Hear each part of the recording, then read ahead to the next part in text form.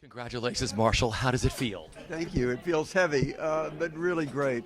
It was true. 40 years ago, I was nominated for my first Tony Award, and it took all this time to actually get one. So I'm terribly happy about it.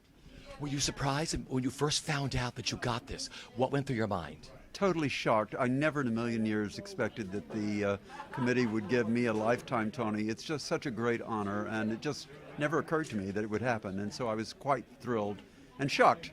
So both. You have done so much for the theater. We all remember the first time we walked through Circle Rep, which you had such a huge part of. I mean, just creating that magic that Circle Rep did, the plays and your direction, everything else. What are you the most fondest of your life in the theater? What are you the fondest of the most?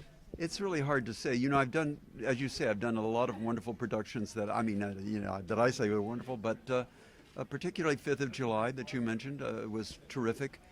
With Jeff Daniels and the great Richard Thomas eventually. William Hurt created the role originally. But I was very proud of As Is, because As Is was the first play about AIDS. And of course we did it on Broadway. I had my 5th Tony nomination there. And I was very proud of that because not only for the artistic contribution, but also the social awareness that we brought to the subject. And someone asked me tonight about the tragedy down in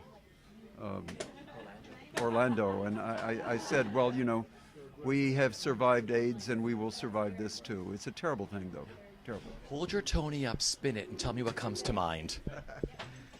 Which way does it go? I'm very happy it's not got the comedy mask on one side and the tragedy on the other, because that would be too portentous. It's got lovely stuff written about me on the back, which I really love.